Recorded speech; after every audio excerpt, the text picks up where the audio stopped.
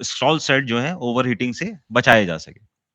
तो ये कुछ कंप्रेसर के इंटरनल सेफ्टी फीचर्स हैं जो कि एक्ट करते हैं at the time of adverse operation of compressors to protect the compressors.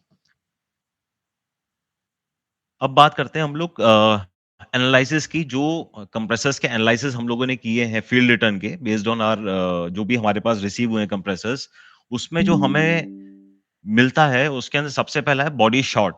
Body short के केसेस जो हम लोगों को मिले हैं उसमें फ्लडिंग, रेफ्रिजरेंट ओवरचार्ज है, या मेरा सक्शन पे लोड नहीं है, कूलिंग कॉइल के ऊपर लोड नहीं है जिसकी वजह से लिक्विड रेफ्रिजरेंट वापस आ रहा है। तो अब देखो यहाँ पर लिक्विड रेफ्रिजरेंट ने स्क्रॉल सेट को तोड़ा है, क्योंकि लिक्विड रेफ्रिजरेंट बेसिकली कंप्रेस नहीं होता। Only vapour can be compressed inside a compressor. Liquid क्योंकि कंप्रेस नहीं होगा, उसको जब वो कंप्रेस करने की कोशिश करेगा और बहुत ज्यादा अगर लिक्विड है तो वो उसको तोड़ता है। तो ये बेसिकली फ्लड बैक की वजह से इसके मेटल पार्ट्स टूटे हैं जो कि इस वाइंडिंग के ऊपर जाके जुड़े हैं, जिसकी वजह से वाइंडिंग शॉर्ट हुई है। रिवर्स रोटेशन के केस में भी वाइंडिंग शॉर्ट होती है। अगर बहुत टाइम तक रिवर्स रोटेशन में कंप्रेसर चलते रहा तो उसकी वजह से उसका बियरिंग और बाकी जो वियर है वो स्टार्ट हो जाता है, बिकॉज लुब्रिकेशन नहीं मिलता। जो हमारा वेपर आता है उसके साथ ऑयल मिस्ट के फॉर्म में मिक्स होके बहुत सारी जगह लुब्रिकेशंस करता है, जो कि जिसमें थर्ड सरफेस है, स्क्रॉल सेट्स हैं, वो लुब्रिकेशन बेसिकली मिलना बंद हो जाता है और हमारा वियर होना स्टार्ट होता है। वियर की वजह से जो वियर पार्टिकल्स हैं वो एक्यूमुलेट अगर होते हैं मोटर के ऊपर, देन वो बेसिकली कंप्रेसर की मोटर को शॉर्ट करता है। नाउ टू फेसिंग के केसेस भी हम लोगों को देखने मिले हैं जहां पर मेरी वाइंडिंग्स शॉर्ट हुई हैं।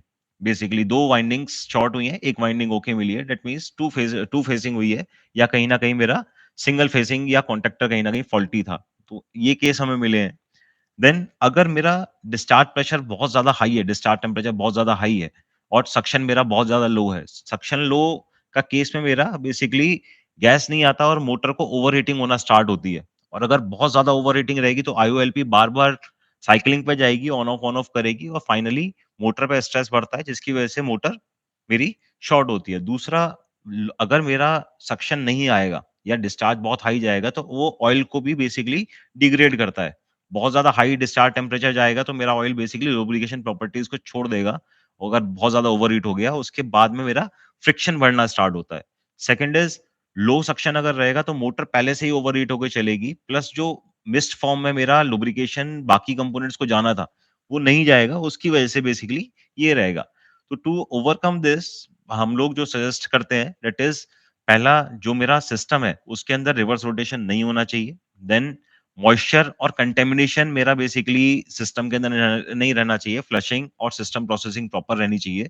फ्लड बैक का केस नहीं होना चाहिए। मेरे जो इंडोर के मेरा इवेपोरेटर के फिल्टर्स हैं या मेरा रेफ्रिजरेंट है वो प्रॉपर्ली बाई वेट चार्ज हो। फिल्टर्स मेरे क्लीन रहने चाहिए ताकि मेरा लुब्रिकेशन और मेरा फ्लडिंग का फेलियर ना आए। देन सेकंड मिलता है हम लोगों को हाई करंट और जाम। इस केस में हम लोगों ने जब टीडीए किए थे, जो हमारे को फीडबैक मिला था हाई करंट और जाम का, उसमें प्रोलॉन्ग्ड रिवर्स रोटेशन बहुत ज़्यादा हुआ है, जिसकी वजह से ये पूरा वियर मार्क्स हैं थर्ड सरफेस पे, डीयू बेयरिंग पूरा जा चुका है और ऑयल बेसिकली आप देखो वापस नहीं आया कंप्रेसर के अंदर, अनलोडर बुश पूरी तरह जाम है। तो उस केस में मेरा बेसिकली शाफ्ट जाम हो गया बुश के अंदर बिकॉज़ ऑफ लो लुब्रिकेशन और कंप्रेसर फाइनली हाई एम्प और हाई करंट में जाकर के ट्रिप किया है। देन लो ऑयल विस्कोसिटी का केस मिला था जहां पर फ्लड बैक रहेगा लिक्विड रेफ्रिजरेंट के साथ, अगर ऑयल डाइल्यूट हो गया तो वो बेसिकली लुब्रिकेशन प्रॉपर नहीं कर पाएगा और पुअर लुब्रिकेशन की वजह से बहुत ज्यादा वियर मिलेगा, फ्रिक्शन बढ़ेगा कंप्रेसर के अंदर और वो भी बेसिकली हाई एम्प और हाई करंट लेकर के जाएगा। नॉइज के केसेस जो हम लोगों को रिपोर्ट हुए थे उसका एनालिसिस जब हम लोगों ने किया था, तो लो ऑयल सबसे पहला केस है जहां पर ऑयल लेवल बहुत ज्यादा कम हो गया, सिस्टम में ऑयल गया या सक्शन से मैंने रेफ्रिजरेंट चार्ज करने की कोशिश करी, जिसकी वजह से इनिशियल फेज में मेरा सारा ऑयल लिफ्ट करके कंप्रेसर के सिस्टम को चला गया। अब now my compressor is running in a starving stage of oil. उस केस में क्या होगा, उस केस में वो फ्रिक्शन बहुत ज्यादा रहेगा और नॉइज और बेसिकली वाइब्रेशंस कंप्रेसर के अंदर बहुत ज्यादा मिलेंगे।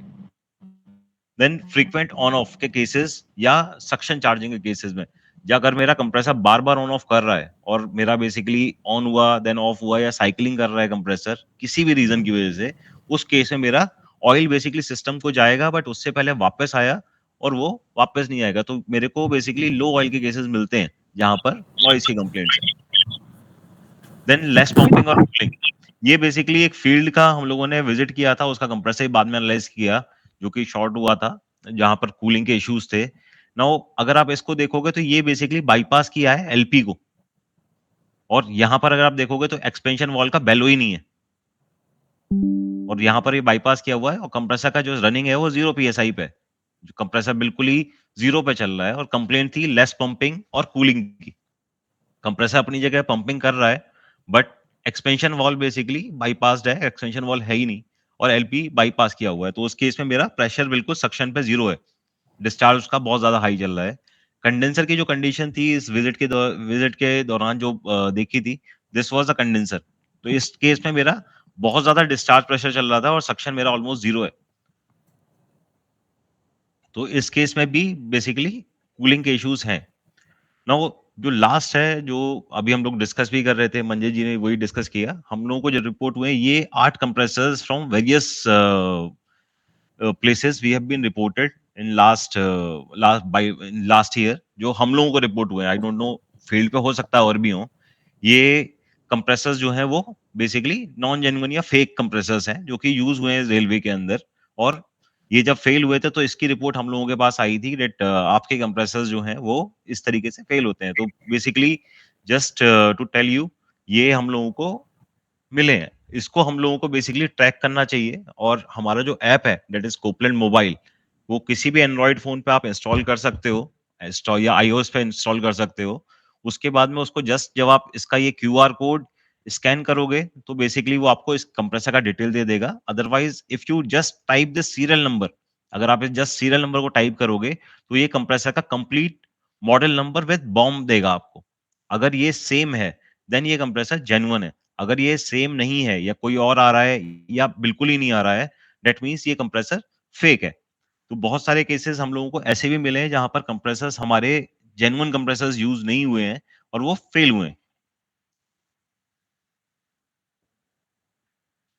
अगर मैं फील्ड विजिट्स और वहाँ की प्रैक्टिसेस के ऑब्जर्वेशंस की बात करता हूँ, उसके इम्पैक्ट्स और हमारे सजेशंस की अगर बात करता हूँ, तो इनिशियल टेस्ट हम लोगों ने एक जगह विटनेस किया था, जहाँ पर वायरिंग्स का कोई भी कलर कोडिंग नहीं है। कंप्रेसर रिवर्स रोटेशन में इनिशियली पे ही चला सीधा। उसके बाद में देन वायरिंग हम लोगों ने रिवर्स करी थी। यहाँ पर मार्किंग्स होना बहुत ज़रूरी है, और दूसरा कनेक्टर्स यूज़ होने चाहिए, प्रॉपर कनेक्टर्स, ताकि मेरा कंप्रेसर एक ही डायरेक्शन में रन करे। इनिशियल टेस्ट में यहाँ पर ना तो कोई कलर कोडिंग है, ना ही कंप्रेसर का रनिंग के लिए कुछ फेज सीक्वेंसिंग है। तो उस केस में मेरा कंप्रेसर रिवर्स रोटेशन चलता है, और ये हम लोगों ने फील्ड पे विटनेस किया था that compressor was running in a reverse direction, और उसके बाद हम लोगों ने स्टॉप करा के उसको करेक्ट कराया था। इसकी वजह से बेसिकली बहुत सारे टीडी एनालिसिस में भी हम लोगों को मिला है कि यहाँ पर वियर होना स्टार्ट होता है बिकॉज़ ऑफ रिवर्स रोटेशन। सबसे पहले थर्स्ट सरफेस पे, क्योंकि यहाँ लुब्रिकेशन जाएगा नहीं। दूसरा ये आप देखोगे तो यहाँ पर वियर होना स्टार्ट करेगा। ओएलपी की साइक्लिंग मिलेगी आपको, बार-बार ओएलपी ट्रिप करके साइकिल करेगा, और कंप्रेसर बेसिकली उसकी मोटर और कंप्रेसर दोनों खराब हो सकते हैं। तो हमारा सजेशन ये है that compressor should run in correct phase sequence. Compressor को एक ही डायरेक्शन में रन करना चाहिए, अदरवाइज वो स्टॉल सेट्स को भी डैमेज करेगा और लुब्रिकेशन को भी डैमेज करेगा। देन फ्लशिंग, सिस्टम प्रोसेसिंग में बहुत ज़रूरी है फ्लशिंग। जब भी कभी हम नया कंप्रेसर लगा रहे हैं, किसी भी सिस्टम के अंदर, इवन अगर वो फ्रेश सिस्टम भी है, तब भी मेरे को उसमें कंप्रेसर के इंस्टॉलेशन से पहले फ्लशिंग करना बहुत ज़रूरी है, ताकि कोई भी कंटैमिनेशन जो मेरा पाइप के अंदर है या मेरे सिस्टम के अंदर है, वो मेरे कंप्रेसर के ऑयल को कंटैमिनेट ना करे। अगर मैंने कंप्रेसर पहले बिल्ड कर लगा दिया, इंस्टॉल कर दिया, उसके बाद अगर मैं फ्लशिंग का प्रोसेस फॉलो कर रहा हूँ, उस केस में क्या होगा, जितना भी मेरा कंटैमिनेशन सिस्टम का है वो ऑयल से, कंप्रेसर के ऑयल से मूव होता है, वो बाहर निकलेगा, जो कि मेरे कंप्रेसर के ऑयल को बेसिकली कंटैमिनेट करेगा। और एक बार अगर कंप्रेसर का ऑयल कंटैमिनेट हुआ, उसके बाद में देन पूरा लुब्रिकेशन जो प्रोसेस है कंप्रेसर का, वो काम नहीं करेगा, और ओवर अ टाइम वो कंप्रेसर का ऑयल लुब्रिकेशन देगा नहीं और अंदर वियर होना स्टार्ट करेगा। तो बेसिकली जब भी कभी हमें इंस्टॉलेशन करना है कंप्रेसर का, सबसे पहले सिस्टम को इनिशियली एक बार फ्लश करना है, जितना पुराना ऑयल है उसके अंदर या कोई कंटेमिनेशन है या कार्बन है, वो सारा के सारा पहले बाहर होना चाहिए। Then we can install the compressor. उसके इंस्टॉलेशन के बाद then we can have a final flushing. System में लीक टेस्टिंग के साथ में एक फाइनल फ्लशिंग कर सकते हैं। उसके बाद then we have to go for the vacuum process. Otherwise अगर हम लोग कंप्रेसर इंस्टॉलेशन के बाद करेंगे, पहला कंप्रेसर का जो ऑयल है वो हाइग्रोस्कोपिक है। अगर उसमें थोड़ा भी एयर या मॉइस्चर जाएगा, वो कंटैमिनेट होना स्टार्ट हो जाएगा। दूसरा जो सिस्टम का कंटैमिनेशन जो पुराना ऑयल है, जो भी पुराना सिस्टम में कंप्रेसर या बर्न आउट हुआ था या कुछ और इश्यू था उसके अंदर, वो सारा कंटैमिनेशन बेसिकली जाएगा कंप्रेसर के ऑयल के अंदर, जो कि उस ऑयल को कंटैमिनेट करके लुब्रिकेशन फेलियर्स क्रिएट करेगा। तो ये चीज़ें हम लोगों को ध्यान रखनी चाहिए। ऐसे अगर मैं टीडीए की बात करता हूँ, तो ये कुछ ऑब्जर्वेशंस हैं जो हम लोगों को मिलते हैं, जहाँ पर कंटैमिनेटेड मिलता है हम लोगों को, ब्लैक ऑयल मिला है completely, then almost dark yellow colour का ऑयल मिला हुआ है कंटैमिनेटेड, जहाँ पर मॉइस्चर और बेसिकली ओवरहीटिंग के केसेस बहुत ज़्यादा मिलते हैं। देन वैक्यूम की अगर बात करता हूँ, तो अभी जो हम लोगों का जितनी भी जगह हम लोग गए हैं, वहाँ नॉर्मली जो प्रैक्टिस है that is vacuum single side से खींचने की या सक्शन साइड से ही केवल वैक्यूम करने की। उस केस में क्या होता है, कंप्लीट वैक्यूम कभी नहीं होता। सिंगल साइड से अगर मैं खींचूँगा तो बहुत टाइम लगेगा वैक्यूम करने में, बिकॉज़ बीच में मेरा एक्सपेंशन वाल्व है, बहुत छोटा-सा ओरिफिस है, उससे अगर वैक्यूम करने की कोशिश करूँगा तो एक साइड से वैक्यूम हो जाएगा, बट नेक्स्ट साइड वो वैक्यूम नहीं हो पाएगा या बहुत ज़्यादा टाइम लेगा। तो म हमारा सजेशन है that vacuum should be done from the both side, high side और लो साइड से, दोनों साइड से वैक्यूम होना चाहिए एक साथ, ताकि कि पूरा सिस्टम प्रॉपर्ली वैक्यूम हो सके। और वैक्यूम बेसिकली 500 माइक्रोन्स तक होना चाहिए। 500 टू 500। हेलो? हेलो? हाँ प्रतीक कंटिन्यू करिए आप, ओके। बोलिए। ये बेसिकली जो वैक्यूम होना चाहिए that should be till 500 microns तक होना चाहिए। अ, उसके बाद जब आपका 500 माइक्रोन्स अचीव हो जाता है, then you have to stop and see मेरा माइक्रोन लेवल कांस्टेंट है या नहीं है। अभी 3 केसेस हो सकते हैं उसके अंदर। पहला, मैंने 500 माइक्रोन्स तक लेके गया, सडनली मैंने उसको स्टॉप किया, 5 मिनट के लिए होल्ड किया और मेरा इमीडिएटली वैक्यूम टूट रहा है या 500 से सीधा 1100, 1200 ऐसे जा रहा है। दैट मीन्स स्टिल जो उसके अंदर मॉइस्चर था वो अभी भी एवापोरेट हो रहा है और इमीडिएटली टूट रहा है। सेकंड हो सकता है मेरा वैक्यूम होल्ड ही ना करे। उस केस में मेरा कहीं न कहीं कोई माइनर लीक है सिस्टम के अंदर, जो कि मुझे अरेस्ट नहीं हुआ नाइट्रोजन के केस में। तो मेरे को बेसिकली वैक्यूम को केवल वैक्यूम नहीं करना है, उसको होल्ड करना है प्रॉपर्ली।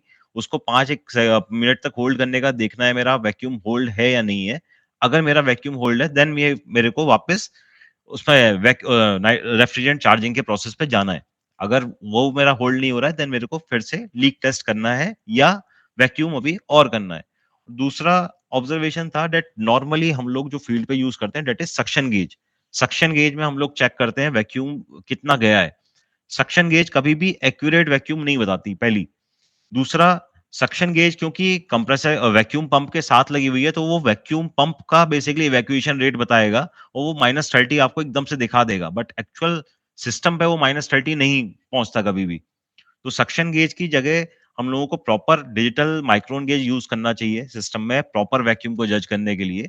सक्शन गेज रिटार्डेड वे में जाता है जब भी आपका चलता है for to measure the vacuum, वो कभी आपको एक्यूरेट रीडिंग नहीं देगा वैक्यूम की।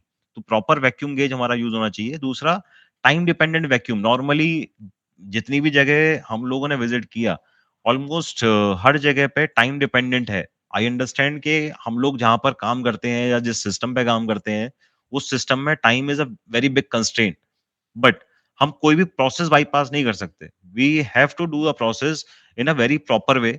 10 से 15 मिनट तक नॉर्मली वैक्यूम्स जो हम लोगों ने ऑब्जर्व किया है वहाँ पर होता है, दैट इज़ टाइम डिपेंडेंट। 10 से 15 मिनट वैक्यूम कभी भी ये डिसाइड नहीं कर सका पूरा मेरा प्रॉपर वैक्यूम हुआ है या नहीं हुआ है। तो मेरे को वो मेज़रमेंट के हिसाब से हो सकता है कहीं पर मेरा वैक्यूम आधे घंटे में आए, कहीं पर मेरा वैक्यूम 2 घंटे भी ले जाए। That all depends on the moisture content inside the system. जितना मॉइस्चर कंटेंट मेरा सिस्टम में होगा और जैसे-जैसे एवापोरेट करेगा, वैसे-वैसे मेरा वैक्यूम बनता है। कभी भी टाइम डिपेंडेंट के हिसाब से मैं वैक्यूम नहीं कर सकता। हो सकता है मेरे प्लांट के अंदर वैक्यूम आधे घंटे में आ जाए, क्योंकि वहाँ पर फील्ड कंडीशंस नहीं है।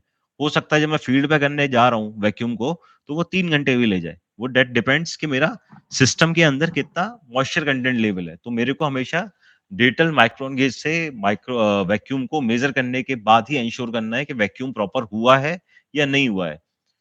अगर किसी केस में वैक्यूम नहीं होता है, उसका इम्पैक्ट कंप्रेसर पे क्या जाता है, उसके अंदर आप देखोगे ये सारा रस्टिंग हो चुका है, पूरा मॉइस्चर की वजह से कंप्लीट रस्टिंग मिलेगा, देन जो मेरे अंदर का ऑयल है, वो बेसिकली कंटैमिनेट होके एसिड बनाना स्टार्ट करेगा। ऑयल के साथ अगर मॉइस्चर वो करता है, then it can make a acid जो कि मेरा कंटैमिनेट करेगा सारी चीज़ों को और साथ में मेरा मोटर को भी उड़ाएगा और स्टॉल सेट्स को भी ओवरहीट करना स्टार्ट करेगा। तो मेरे को बार-बार ट्रिपिंग के केसेज़, ओवरहीटिंग के केसेज़, आईपीआरवी ट्रिपिंग के केसेज़ मेरे बेसिकली बहुत ज़्यादा बढ़ते हैं। तो मेरे को वैक्यूम प्रॉपर करना चाहिए ताकि नॉन कंडेंसेबल सिस्टम में ना रहे। दूसरा मेरा ऑयल प्रॉपर रहे।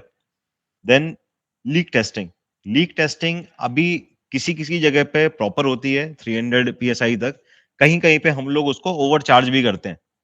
ये ऑब्जर्वेशन था कुछ जब हम लोग गए थे विटनेस करने तो वो कहीं-कहीं पे हम लोग 400 और 450 पीएसआई तक भी जा रहे हैं। एक चीज़ है, ये जो कंप्रेसर्स जो हम लोग यूज़ करते हैं, this is low side scroll compressor. इसका जो मेजर पोर्शन है, नीचे वाला जो पोर्शन है, वो हमेशा लो प्रेशर पे रहता है और जो ऊपर वाला पोर्शन है, केवल जहाँ पर मेरा डिस्चार्ज का ट्यूब है, वो केवल और केवल मेरा हाई साइड बेसिकली डिज़ाइन है। तो ये जो लोअर शेल है, ये डिज़ाइन है फॉर लो प्रेशर। अगर किसी वजह से मैं इसमें ओवरचार्ज करता हूँ, तो मेरा ये बॉटम बल्ज हो सकता है, डिफ़ॉर्म हो सकता है। ये इनिशियली मेरे को हो सकता है कहीं पर ज़्यादा हो, कहीं पर कम हो, बट इस डिफ़ॉर्मेशन की वजह से मेरे वाइब्रेशंस, शाफ्ट का मिसअलाइनमेंट और मेरे बाकी सब कंपोनेंट्स का फेलियर्स आ सकते हैं। तो 400 पीएसआई तक नहीं जाना है। हमारे को कभी भी टेस्टिंग करनी है अगर कंप्रेसर इंस्टॉल्ड है, तो हम मैक्सिमम 300 पीएसआई तक जा सकते हैं। अगर फिर भी मेरे को कहीं लीक अरेस्ट नहीं हो रहा है और स्टिल मेरा प्रेशर टूट रहा है, तो कंप्रेसर को आइसोलेट करके मुझे अपने बाकी सिस्टम में जो नाइट्रोजन डालना है, वो डाल सकता हूँ। कॉइल्स को सेपरेट कर सकता हूँ, उसको टेस्टिंग में कर सकता हूँ। बट किसी भी केस में कंप्रेसर के साथ मेरे को 300 पीएसआई का को क्रॉस नहीं करना है, किसी भी तरीके से। दूसरा ऑब्जर्वेशन था दैट काफ़ी जगह पे इन नॉर्थ बेसिकली हमने देखा था, वो वहाँ पर कंप्रेस्ड एयर यूज़ करते हैं। अगर नाइट्रोजन नहीं है then they use compressed air. Compressed air कभी भी मेरे कंप्रेसर के लिए नहीं है, क्योंकि उसके अंदर बहुत सारा मॉइस्चर है, जो कि ऑयल के साथ मिक्स होने के बाद वो कंटैमिनेट करेगा ऑयल को और उसकी वजह से स्लोली बट ग्रेजुअली सारा का सारा कंटैमिनेशंस भरना स्टार्ट करेगा और मेरा ऑयल जो है वो डिग्रेड कर जाएगा और वो आफ्टर टाइम बीइंग उसका फ्रिक्शन इंक्रीज़ करेगा, करंट इंक्रीज़ करेगा और मेरा बेसिकली बहुत ज़्यादा नॉइज़ और ओवरहीटिंग के केसेस बढ़ते हैं। तो हम लोगों को कभी भी कंप्रेस्ड एयर यूज़ नहीं करना है, we can only use nitrogen for leak testing and flushing. कहीं पर भी मैं अपना कंप्रेस्ड एयर यूज़ नहीं करता हूँ कंप्रेसर के अंदर। अगर मैं कंप्रेसर की बात करता हूँ, तो कंप्रेसर के अंदर केवल 2 ही चीज़ें रह सकती हैं। एक है उसका रिकमेंडेड ऑयल, जो कंप्रेसर का रिकमेंडेड ऑयल है। दूसरा जो रेफ्रिजरेंट उसके लिए रिकमेंडेड है। उसके अलावा अगर कुछ तीसरी चीज़ कंप्रेसर के अंदर है that is called as contaminant या वो कंटामिनेशन ही है और वो मेरे बाकी सारे सिस्टम, बाकी सारे कंप्रेसर के कंपोनेंट्स को डैमेज करेगा और मेरा हो सकता है कंप्रेसर को फाइनली फेल कर दे।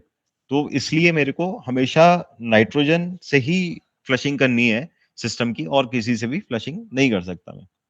अगर इफ इन केस नाइट्रोजन नहीं मिलता है मुझे, देन मैं लिक्विड रेफ्रिजरेंट से फ्लश कर सकता हूँ, अगर मेरे पास कोई ऑप्शन नहीं है, बट एयर के साथ नहीं। देन रेफ्रिजरेंट चार्जिंग की अगर बात करता हूँ, तो अभी जो करंट प्रैक्टिस है, जो फॉलो होती है, दैट इज़ रेफ्रिजरेंट जो चार्ज होता है, वो सक्शन साइड से होता है। दूसरा सक्शन प्रेशर और करंट को देख कर के हम लोग सिस्टम को चार्ज करते हैं। देन 407 सी के केस में हम लोगों ने काफ़ी जगह देखा था कि दैट विंटर्स के केस में हम रेफ्रिजरेंट को ऐड करते हैं और समर्स के केस में हम उसको निकालते हैं। ये काफ़ी जगह से फीडबैक था दैट हम लोग जो है रेफ्रिजरेंट को विंटर्स के केस में एलपी को रोकने के लिए हम लोग जब थोड़ा-सा लो एम्बिएंट जाता है, उस केस में हम लोग ऐड कर देते हैं और जब गर्मी आती है टू ओवरकम एचपी हम लोग उसको निकालते हैं। सबसे पहली चीज़ है, जो हमारा रेफ्रिजरेंट चार्जिंग है after vacuum, it should be done from the liquid side. Liquid line के ऊपर ये बेसिकली चार्जिंग होनी चाहिए इन लिक्विड और लिक्विड रेफ्रिजरेंट चार्ज होना है। सिलेंडर उल्टा करके मेरे को लिक्विड लाइन से ही रेफ्रिजरेंट चार्ज करना है और वो चार्ज मेरे को बाय वेट करना है। सारे ओईएम्स का जितने भी एचवैक हम लोग यूज़ करते हैं, उनका एक रेफ्रिजरेंट का वेट डिसाइडेड है, कितना उस सिस्टम के अंदर वेट जाएगा। अगर कोई डाउट है तो हम एचवैक ओईएम से क्रॉस वेरीफाई करते हैं इसके अंदर कितना डालना है। बट कभी भी सक्शन प्रेशर देख के वो उसको रेफ्रिजरेंट को चार्ज नहीं करना चाहिए, हमेशा बाई वेट करना चाहिए, बिकॉज़ वो वेट जो रेफ्रिजरेंट का है, वो आपका विंटर और समर या किसी भी सीज़न के लिए ऑप्टिमाइज़्ड है। उसमें आपको ऐड या सब्ट्रैक्ट करने का ज़रूरत नहीं पड़ेगा। और रेफ्रिजरेंट का प्रॉपर चार्जिंग आपका उस केस में हो सकता है। सक्शन देख कर के एम्बिएंट अभी हाई है, हो सकता है सक्शन आपका पहले आ जाए, रेफ्रिजरेंट पूरा ना जाए। एम्बिएंट लो है, आप ओवरचार्ज कर दो सिस्टम को, तो रेफ्रिजरेंट चार्जिंग हमेशा बाई वेट होनी चाहिए और लिक्विड लाइन से इनिशियली मेरा वैक्यूम ब्रेक करना चाहिए। अगर मैं सक्शन साइड से रेफ्रिजरेंट को डालता हूँ फॉर वैक्यूम करने के बाद में, उस केस में क्या होगा, कंप्रेसर का जो बॉटम है, उसमें सारा जो ऑयल है वो लिक्विड रेफ्रिजरेंट में मिक्स होगा और वो सारा सिस्टम में लिफ्ट हो जाएगा। जब मैं इनिशियली कंप्रेसर को रन करूँगा, रेफ्रिजरेंट चार्जिंग के बाद, चाहे मेरा प्रेशर इक्वलाइज़ कर जाए, बट जो ऑयल है, वो वापस नहीं आएगा। तो इनिशियली जब तक वो ऑयल सिस्टम से वापस नहीं आता टू माय कंप्रेसर, वो तब तक क्या होगा, वो बेरिंग सारी की सारी स्टार्विंग स्टेज में, यानी ऑयल रहेगा नहीं, वो उस बेरिंग के अंदर फ्रिक्शन जनरेट करेगा और कंप्रेसर को ओवरहीट करेगा और वियर टियर स्टार्ट हो जाएगा कंप्रेसर की बेरिंग्स का। इसी का अगर मैं रेफ्रिजरेंट लिक्विड साइड से चार्ज करता हूँ, तो मेरे सम्प में जो ऑयल है, वो बेसिकली मेंटेन रहेगा और जो मेरा जो मैंने लिक्विड लाइन से रेफ्रिजरेंट डाला है, वो मेरा जब कंप्लीटली इक्वलाइज़ कर जाएगा, उसके बाद कंप्रेसर इनिशियल रनिंग पे मेरा ऑयल रिटेन करके चलेगा। और जो बचा हुआ रेफ्रिजरेंट है, जो मेरा टॉप अप करना है अभी मुझे, वो मैं सक्शन से अप कर सकता हूँ, बिकॉज़ मेरा ऑयल रिटर्न आना स्टार्ट हो गया कंप्रेसर को। मेरा साइकिल बिल्ड हो चुका है, तब मैं उसे कर सकता हूँ। तो इनिशियल जो रेफ्रिजरेंट चार्जिंग है, आफ्टर वैक्यूम, वैक्यूम ब्रेक करना है मुझे लिक्विड लाइन से और जो मेरे को टॉप अप करना है, जो बचा हुआ रेफ्रिजरेंट है, वो करना है मुझे सक्शन साइड से। ऑलमोस्ट 80-90% नॉर्मली लिक्विड लाइन से रेफ्रिजरेंट चला जाएगा, बचा हुआ 10-15% जो भी रहेगा, वो मैं सक्शन साइड से चार्ज कर सकता हूँ। दूसरा जो रेफ्रिजरेंट जिसके साथ हम लोग काम कर रहे हैं, वो है 407C। अब ये 407C इज़ अ ब्लेंड। ये 3 रेफ्रिजरेंट्स का ब्लेंड है बेसिकली और तीनों के जो बॉइलिंग पॉइंट्स हैं, वो अलग-अलग हैं। नाउ अगर ये वेपर में किसी भी तरीके से मैं बाहर निकलता है, चाहे सिलेंडर से या सिस्टम से, तो ये 407C नहीं बचता। 407C बेसिकली 3 अलग-अलग रेफ्रिजरेंट अलग-अलग परसेंटेज में हैं। अगर कोई एक रेफ्रिजरेंट निकल गया बाहर, तो वो अंदर का रेफ्रिजरेंट 407C नहीं रहेगा। तो चार्जिंग के टाइम पे हमेशा मुझे ध्यान रखना है कि सिलेंडर उल्टा रहे और मैं उसे लिक्विड ही चार्ज करूँ। क्योंकि एक बार अगर मैं वेपर चार्ज करूँगा, तो जो रेफ्रिजरेंट सबसे पहले बॉयल हुआ, वो सबसे ऊपर होगा और वो रेफ्रिजरेंट बाहर निकल जाएगा। उसके बाद में वो जो कंपोज़िशन अंदर सिलेंडर के बची है, वो कभी भी 407 सी नहीं होगी, सारा रेफ्रिजरेंट मेरा खराब हो जाएगा। दूसरा, जो मैंने सिस्टम में वेपर डाला है, वो भी मैं श्योर नहीं हूँ कि 407 सी ही गया है, क्योंकि अगर वेपर चार्ज करूँगा तो जो पहला रेफ्रिजरेंट बॉयल हुआ था, वो मेरा सिस्टम में जाएगा, तो प्रेशर्स हो सकता है मैं 60 भी मेंटेन करूँ बट कूलिंग ना आए। हो सकता है मैं 60 मेंटेन करूँ सक्शन पे और मेरा डिस्चार्ज बहुत ज़्यादा ओवरशूट करे। तो उस केस में मेरे को बेसिकली 407 सी केस में स्पेसिफिकली मेरे को लिक्विड रेफ्रिजरेंट ही चार्ज करना है। दूसरा, जब मैं सिस्टम से कोई भी रेफ्रिजरेंट निकालता हूँ या कोई लीक का केस आ जाता है मेरे पास, जहाँ पर मेरा रेफ्रिजरेंट लीक हो चुका है, वहाँ पर मैं टॉप अप नहीं कर सकता। मुझे कंप्लीटली सिस्टम के अंदर 407 सी बाहर निकाल के दोबारा से 407 सी पूरा प्रॉपर चार्ज करना पड़ेगा, अदरवाइज़ मेरा जो अंदर रेफ्रिजरेंट है वो 407 सी नहीं रहेगा। तो लीक के केस में मुझे हमेशा ध्यान रखना है, चार्जिंग के टाइम पे हमेशा ध्यान रखना है और रेफ्रिजरेंट रिमूव भी अगर मुझे करना पड़ता है किसी वजह से, अगर मैंने ओवरचार्ज कर दिया, तो भी मैं केवल लिक्विड साइड से लिक्विड फेज़ में ही सिस्टम से आउट कर सकता हूँ। सक्शन से मैं कभी भी रेफ्रिजरेंट को नहीं निकाल सकता। तो ये बेसिकली कुछ चार्जिंग के लिए ऑब्जर्वेशंस था। देन कुछ और ऑब्जर्वेशंस हैं लाइक एक्सपेंशन वॉल्व। ये हम लोगों ने एक फील्ड विजिट किया था जहाँ पर एक्सपेंशन वॉल्व के ऊपर इंसुलेशन नहीं है और एक्सपेंशन वॉल्व ओपन एयर को सेंस कर रहा है। इस केस में ये एक्सपेंशन वॉल्व कभी भी इस लाइन का टेम्परेचर सेंस नहीं करेगा और ये प्रॉपर्ली कभी भी काम नहीं करेगा। तो हम लोगों को बेसिकली कूलिंग का इश्यूज़ आएगा, कभी एलपी का इश्यूज़ आएँगे। समटाइम्स अगर हायर एम्बिएंट पे हैं तो ओवर चार्ज करेगा मेरा बेसिकली इवेपोरेटर को, जिसकी वजह से मेरा लिक्विड आने का चांस बहुत ज़्यादा है। तो ये मेरे को हमेशा इंसुलेट करना है और प्रॉपर्ली टाई करके रखना है अपने को सक्शन पाइप के साथ में। देन एक्यूमुलेटर, एक्यूमुलेटर यहाँ पर अगर आप देखोगे तो बहुत ज़्यादा ओवरहीट हो सकता है, क्योंकि मेरा अगर एम्बिएंट हाई रहा तो यहाँ पर क्या होगा, ये basically extra super heat add करेगा और कंप्रेसर को हीट करना स्टार्ट करेगा। तो यहाँ पर भी इंसुलेशन होना बहुत ज़रूरी है। ये हम लोगों को फाइंड हुआ था कि एक्यूमुलेटर्स और एक्सपेंशन वाल्व्स ये बेसिकली इंसुलेटेड नहीं है, इवन सक्शन लाइन भी इंसुलेटेड नहीं है। ये एक्स्ट्रा हीट को ऐड करके, एक्स्ट्रा हीट को अपने अंदर ले करके ये कंप्रेसर की तरफ जब जाएगा तो रिटर्न गैस टेम्परेचर बहुत हाई रहेगा, जिसकी वजह से मेरा सक्शन सुपर हीट और मेरा डिस्चार्ज सुपर हीट बहुत ज़्यादा हाई जाएगा और कंप्रेसर में ओवरहीटिंग के चांसेस हो सकते हैं। नाउ एट द लास्ट जो हमारे समरी और सजेशंस हैं, सबसे पहला जो सिस्टम प्रोसेसिंग डेफिशिएंसीज हैं, उस पे हम लोगों को काम करना चाहिए ताकि कंप्रेसर का ऑयल कंटेमिनेट ना करे और ओवरहीटिंग और एब्नॉर्मल सिस्टम प्रेशर्स जो हम लोगों को मिलते हैं नॉर्मली कंप्रेसर्स के अंदर, वो ना मिले। तो हम लोगों को proper system processing, vacuuming, flushing और अपना रेफ्रिजरेंट चार्जिंग प्रॉपर करना चाहिए। कोई भी सेफ्टी कभी भी बाईपास नहीं करनी चाहिए। लो प्रेशर चाहे वो लो प्रेशर की हो, हाई प्रेशर की हो या करंट की हो, कोई भी सेफ्टी हम बाईपास नहीं करना चाहिए। अगर किसी वजह से मेरा कंप्रेसर ट्रिप होता है, चाहे वो सिस्टम की सेफ्टी की वजह से है या वो मेरे कंप्रेसर की इंटरनल सेफ्टी की वजह से है, तो प्रॉपर एक डायग्नोसिस होना चाहिए सिस्टम का कि इस सिस्टम में ऐसा फेलियर क्यों आया है। बिकॉज़ अगर मेरा कोई भी सेफ्टी ट्रिप करता है, उसका वर्किंग, उसका अंडरस्टैंडिंग मेरे को होना चाहिए कि किस वजह से करता है और फाइनली उसको चेक करके रेक्टिफाई करना चाहिए। कंप्रेसर अगर उस कंडीशन पे कंटीन्यूअस ऑपरेशन में रहेगा, देन फाइनली वो उसके अंदर इश्यूज आना स्टार्ट हो जाएंगे। देन प्रॉपर टूल्स और इंस्ट्रूमेंट्स हम लोगों को यूज करने चाहिए। Micron gauge, nitrogen, pressure regulators, ये सब यूज करने चाहिए। प्रेशर रेगुलेटर्स हम लोगों को अपनी सेफ्टी के लिए होना चाहिए। माइक्रोन गेज टू एंश्योर कि हमारा प्रॉपर माइक्रोन प्रॉपर वैक्यूम हो रहा है या नहीं। रेफ्रिजरेंट हैंडलिंग के टाइम पे मुझे बहुत खास ध्यान रखना चाहिए क्योंकि 407C इज अ ब्लेंड और जिसको मैं यूज कर रहा हूँ, हम लोग आज भी R22 जो हम लोग एग्जिस्टिंग यूज करते थे, उसके उससे फैमिलियर हैं। अभी 407C because being a blend, हम लोगों को थोड़ा सा उसमें अपने को एजुकेट करना चाहिए, फील्ड के टीम को एजुकेट करना चाहिए डेट 407C ब्लेंड है। R22 was a pure gas, vapour और लिक्विड उसमें डिफरेंशिएट नहीं करता। बट 407C में वेपर अगर मेरा जाता है, देन मेरा 407C नहीं रहता, 407C खत्म हो जाता है। तो हमें हमेशा इंश्योर करना चाहिए कि 407C को प्रॉपर्ली हैंडल कर रहे हैं हम लोग और मेरे को 407C लिक्विड फॉर्म में ही डालनी और निकालनी है। नाउ सिस्टम प्रोसेसिंग की गाइडलाइंस प्रॉपर फॉलो होनी चाहिए। ट्रेनिंग एंड अवेयरनेस फील्ड के टेक्नीशियंस को अवेयर करना चाहिए for handling the compressors, still handling the system processing and vacuuming और रेफ्रिजरेंट्स के लिए। देन सिस्टम सेफ्टीज कभी बाईपास नहीं करनी है। अगर कोई कंप्रेसर के इंटरनल सेफ्टी ट्रिप होती है, it should be treated as a critical alarm. ये बेसिकली सेफ्टी नहीं है, ये एक अलार्म है जो कि जनरेट हुआ है कंप्रेसर के अंदर दैट फील्ड सिस्टम की सेफ्टीज वर्क नहीं कर पाई या बहुत बार ट्रिपिंग के बाद भी अबनॉर्मल ऑपरेशन में कंप्रेसर जा रहा है, जिसकी वजह से ये कंप्रेसर इंटरनली ट्रिप हुआ है। उसको हमें थॉरोली इन्वेस्टिगेट करना चाहिए for root cause.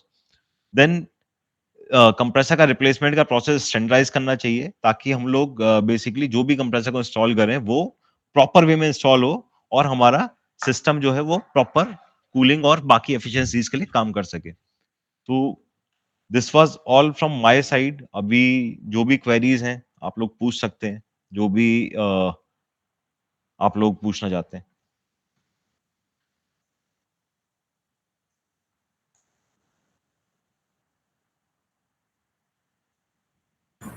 So, Pratik, can you share that app with which they have to check genuineness of the compressor? या I share the link in this only. Just show on web page.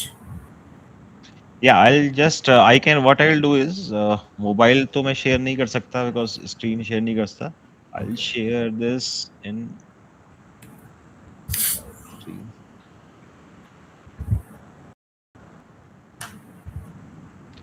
Basically covalent mobile करके एक app है हमारा जो कि play store पे भी download हो सकता है। ये लिंक मैं आप लोगों को शेयर कर दूंगा अभी चैट में, जो कि गूगल प्ले स्टोर पे का हो सकता है, आईफोन पे हो सकता है और डेस्कटॉप वर्जन भी है इसका। अगर कोई सिस्टम पे देखना चाहता है तो वो भी देख सकता है इसको भी। एक सेकंड।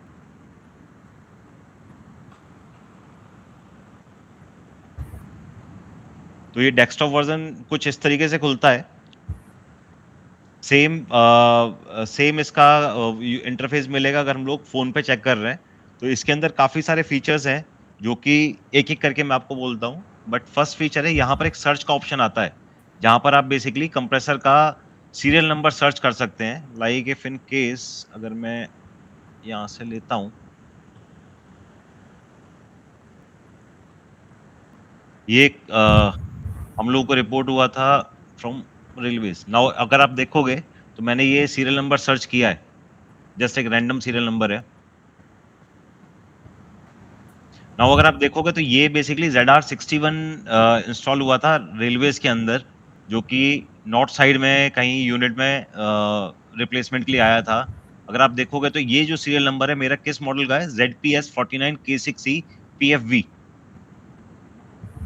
बट ये जहां कहीं से भी फेक बना है, उसने इस कंप्रेसर का मॉडल नंबर बेसिकली ZR61 में यूज किया है। तो जब भी कभी मुझे कंप्रेसर का जेन्युइननेस चेक करना है, उस केस में मैं यहाँ पर सीरियल नंबर डायरेक्ट डालूंगा फोन के अंदर, और यहाँ मेरे को कंप्लीट दिखना चाहिए वो सीरियल नंबर ओके है या नहीं है। तो यहाँ पर मेरे को ZR61 दिखेगा।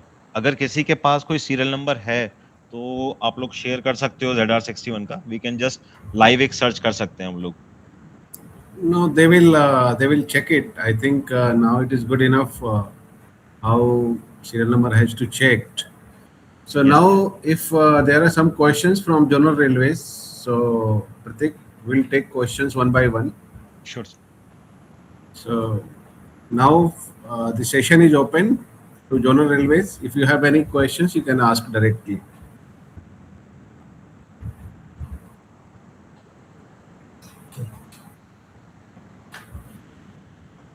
Any questions from Railways?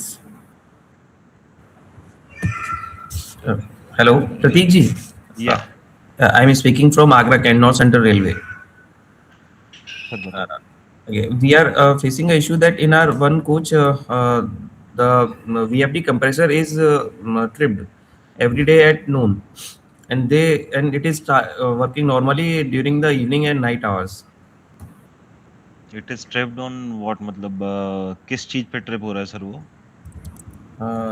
This HP, is the LP और current? Because see I what I will tell you, हमारा जो इन्वर्टर कंप्रेसर है उसके अंदर कोई भी प्रोटेक्शन नहीं है कंप्रेसर की एज इट इज। ना तो इसमें इंटरनल ओवरलोड प्रोटेक्टर है, वो बेसिकली प्रोटेक्ट होता है ड्राइव पे।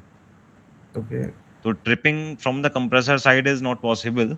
वो जो ट्रिप कर रहा होगा या तो एचपी, एलपी या अपना करंट पे, वो that has to be taken care by the drive part. Okay. Uh, I think it is tripping on HP. HP, then एक बार कंडेंसर को देखना चाहिए, दूसरा रेफ्रिजरेंट को एक बार देखना चाहिए। उसमें Okay. कुछ अगर मेंटेनेंस हुआ है या रेफ्रिजरेंट उसके अंदर कुछ चेंज हुआ है, या उसके अंदर बेसिकली कंडेंसर की कंडीशन क्या है। Okay. Is there any contact number where I can contact again if I find out what is the issue and with the findings if I या lose सर, the compressor? मेरा, you can have my number. Okay. Where is the chat box? Okay, I'm just sharing my number on the chat box. Okay. Hello. Hello. हाँ sir, एक सवाल था sir कि अगर choking होता है, मतलब जैसे हम लोग का एक्सपेंशन वाल्व में या ड्रायर में चोकिंग होता है, तो सर उसमें हम लोग का कंप्रेसर क्या इंटरनल ट्रिप कर सकता है क्या उसमें? हाँ, अगर चोकिंग रहेगा, आई थिंक इको बन रहा है। अगर कोई भी चोकिंग रहता है, सी जो कंप्रेसर है, कंप्रेसर का जो कूलिंग प्रोसेस है, वो बेसिकली रिटर्न गैस के ऊपर है। मोटर की जो भी कूलिंग है, जो भी हमारा रिटर्न गैस आएगा, वो उससे ही कूल करेगा मेरे कंप्रेसर की मोटर को। अगर सपोज चोकिंग हुआ, या ड्रायर चोक है या एक्सपेंशन वाल्व की तरफ से नहीं आ रहा, तो उस केस में क्या है, कंप्रेसर को रिटर्न गैस आएगा भी नहीं, तो मोटर का कूलिंग भी नहीं होगा। कंप्रेसर का मोटर चलेगा बट उसको कूल नहीं कर पाएगा, तो उसकी वजह से वो बहुत ज्यादा ओवरहीट करेगा। दूसरा, जो कंटेमिनेशन एक्सपेंशन वाल्व तक जा सकता है, वो कंटेमिनेशन बेसिकली कंप्रेसर तक भी आ सकता है। वो कंप्रेस अगर कंटेमिनेशन जाएगा तो वो ऑयल को भी कंटेमिनेट करेगा। उस केस में भी वो आपको बहुत ज्यादा ओवरहीटिंग और नॉइज के केसेस मिलेंगे।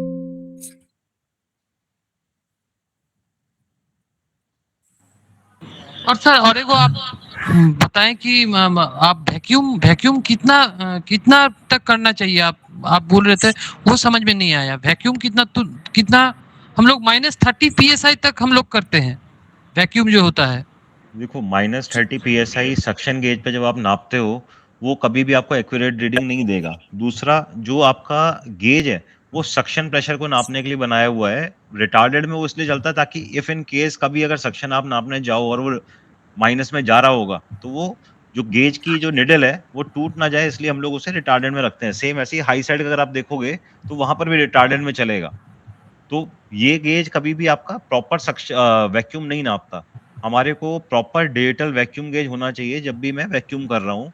दूसरा, जब मैं गेज मैनिफोल्ड के साथ या गेज के साथ में वैक्यूम पंप को कनेक्ट करता हूँ, तो सबसे पहली जो रीडिंग वो लेगा जिस प्रेशर से या जिस वैक्यूम से वो वैक्यूम पंप खींच रहा है, वो बेसिकली उसका रीडिंग आपको देगा। देन आप जब वैक्यूम पंप को रोक दोगे, रोकने के बाद में जब आप वैक्यूम को देखोगे, तो वो वैक्यूम कुछ और ही होगा। तो हमेशा मेरे को जब भी कभी सिस्टम में वैक्यूम देखना है, तो सजेशन है it should be till 500 microns, -30 at a suction gauge नहीं होना चाहिए, प्रॉपर वैक्यूम गेज होना चाहिए।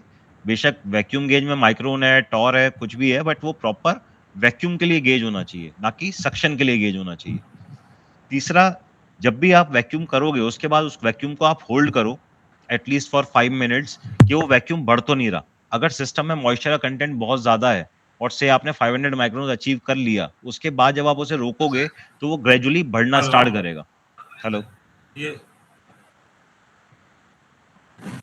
तो वो बढ़ना स्टार्ट करेगा बेसिकली वैक्यूम। तो उस टाइम पे वो मॉइस्चर कंटेंट स्टिल अभी भी वहां पर है।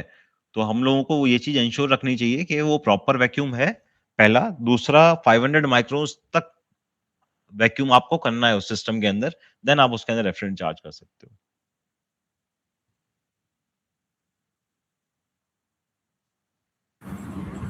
हेलो। आई थिंक आयुष जी ने शायद हैंड रेज किया हुआ है। आयुष जी, हेलो। हेलो। हाँ सर, एक सवाल था कि अगर इन रूट में कंप्रेसर ट्रिपिंग का केसेस आता है तो उस केस में क्या इनिशिएटिव लेना चाहिए? किस केस में आता है? इन रूट में अगर स्पॉटिंग के समय स्टाफ जाते हैं, अगर उस समय इंटरनल ट्रिपिंग का कंप्रेसर का केस आता है, फेस करते हैं, तो उस केस में उन्हें क्या करना चाहिए? देखो, सबसे पहली चीज है, अगर इन रूट में अगर आता है, मतलब आप उस टाइम कंप्रेसर का मेंटेनेंस तो आप नहीं कर सकते, डेट इज वेरी श्योर। सबसे पहली चीज है, आप उसके प्रेशर्स को सबसे पहले मॉनिटर करो। जब भी आप उस कंप्रेसर को वापस वो चालू होता है, प्रेशर्स क्या चल रहे हैं, कितना तक प्रेशर मेरा सक्शन और डिस्चार्ज कितना जा रहा है। अगर मेरे को लगता है कि वहाँ सक्शन बिल्कुल ही लो है या मेरा डिस्चार्ज एक्सट्रीमली हाई जा रहा है, तो उस केस में मेरे को कंप्रेसर को स्टॉप कर देना चाहिए, क्योंकि वो फाइनली वो कंप्रेसर अगर वो ट्रिप कर रहा है, तो उस केस में वो वैसे भी वो कंप्रेसर चलेगा नहीं, ना कि वो कूलिंग करेगा।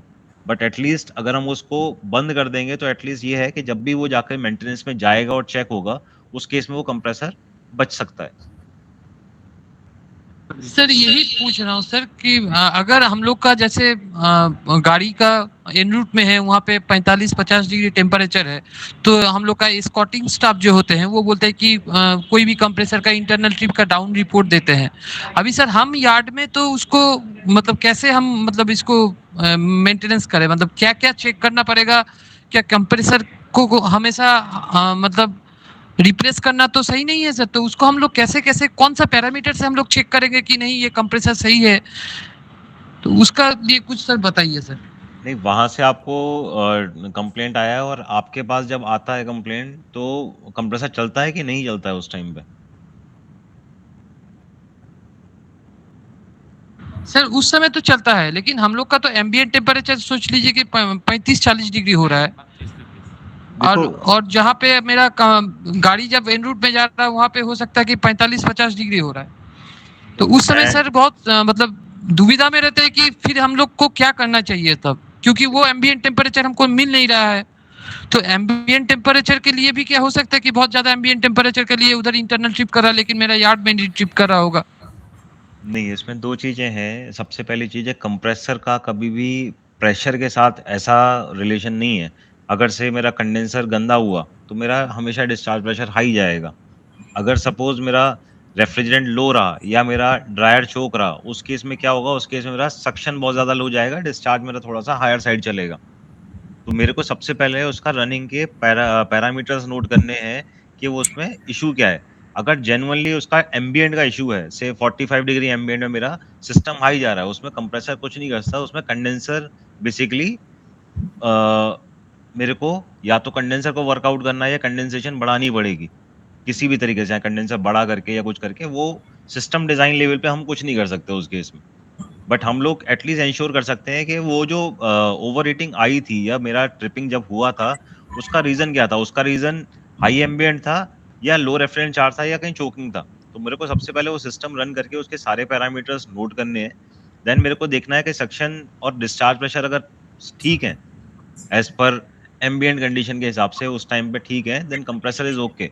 वो तो आप दूसरा कंप्रेसर भी लगाओगे, सपोज़ एम्बिएंट की वजह से हाई गया, रेफरेंट चार्ज आपने उसमें दोबारा से सेम किया, उसका भी डिस्चार्ज प्रेशर उतना ही जाएगा, वो फिर ट्रिप करेगा।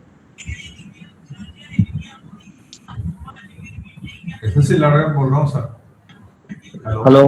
हेलो, एसएससी लालगढ़ बोल रहा हूँ सर। आवाज आ रही है मेरी सर? आ रही है सर, आ रही है। बिल्कुल आ रही है। हाँ सर, तो ये जो मोस्टली सर जो फेस कर रहे हैं इसके अंदर में एक क्वेश्चन ये है सर, इसमें जैसे हमने लास्ट ईयर में गैस डाली लास्ट ईयर, और ये अभी 1 साल तक वो चलता रहा, या सिस्टम सर्दी के अंदर में स्टैंड बाई रहा, उसके बाद में ये इस साल की गर्मी आई, पिछले साल में टॉप अप की गई थी, फिर अभी इस साल में वो कोई सिस्टम के अंदर में लीकेज नहीं है 50 to 60%, फिर उसमें वापस टॉप अप करना पड़ता है। गैस प्रेशर रनिंग की बजाय 60 की बजाय 50 मिलता है, 45 मिलता है, 60% के अंदर जो है ना लगभग वो